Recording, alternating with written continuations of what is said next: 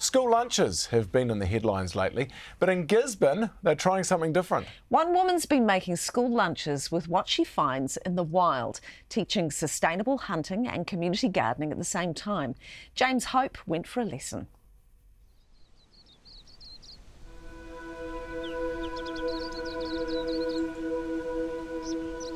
If our kids need to regulate themselves, a lot of them have identified, oh, koka, I need to go to the bush or I need to go to the sea.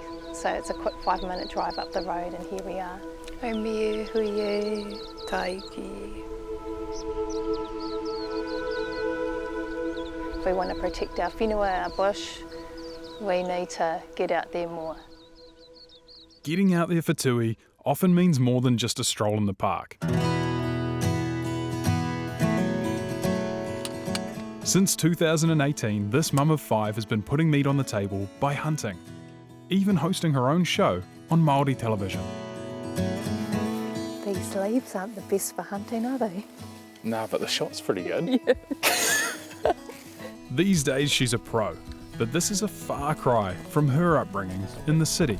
Born and bred in Christchurch, big city, disconnected from this beautiful whenua that I now live on. Wasn't into hunting, loved being in the beautiful bush, but thought, oh, I'm going to get into it with my husband, a bit of a bonding exercise.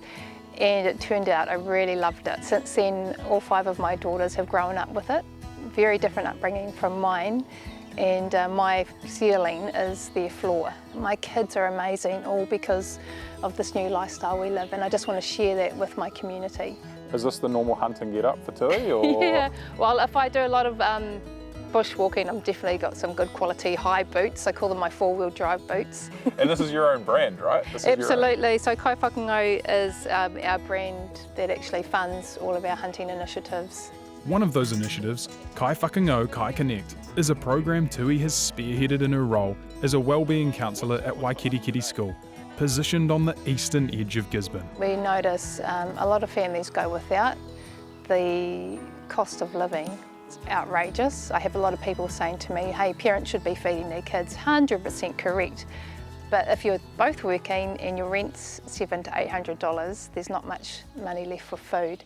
Today, Tui has invited us on a meat run to collect fresh venison for the school lunches. So where are we heading out this morning? Oh, we're going to my mate BJ's farm. He runs ample hunting and he has a lot of overseas tourists that come and hunt with him. And it's a real win-win because the tourists, they often take the trophy home and leave the meat with us.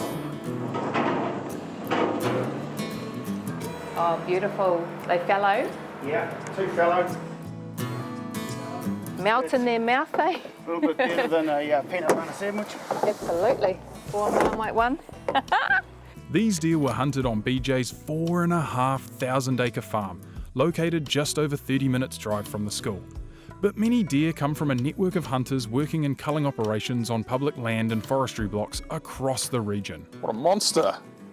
This is sort of the pinnacle of what we try and breed here. And do you hold on to many of these? What happens to these?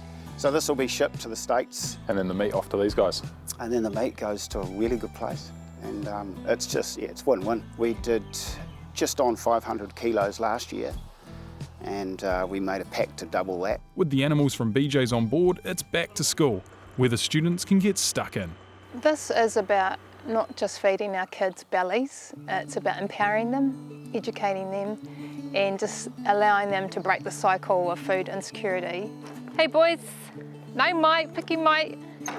The parents come in, they help, and they get great satisfaction out of it. We don't actually use the back steak of the deer, so they take that home and have it for dinner with their kids. Give them a hen. We call it kai Motuhake, which means giving back the mana and the power for our kids and our families to be able to feed themselves. What's that bit? You guys know what that is? Backstrap. Backsteak. What happens with that bit? You eat it. And it's not just hunting providing food for lunches. We've got a herb garden, we've been growing lettuce, tomato, the kids make tomato relish to go in the burgers. Kia ora ladies, got some supplies for the gardens, we should put these just over there. Oh yeah.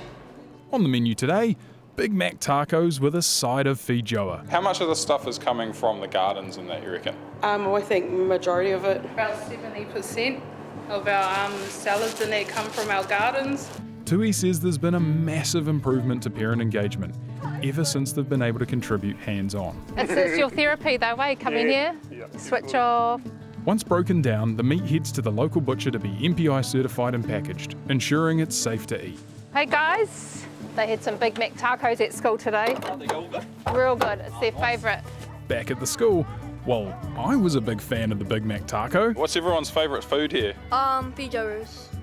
Feijoas. Everyone's a fan of the feijoas. Yeah, me too. I like it. The combined efforts of this community has flipped the script on school lunch at Waikirikiri, but Tui says the wider impact on her students comes from more than just food. I live near Mount Hikurangi, and the kids, they come up with the school teachers every other week, and it's the first time they've ever left Gisborne. It's the first time they've seen their own mountain. They have a swim in their awa, their river, for the first time, and for those 2 days that they spend with us up at the station, they just come back totally changed. It's an easy fix. It's not rocket science, it's just how we've been wired, how we've been created. So it's just bringing back what our ancestors used to do and teaching our kids this is how to feel good.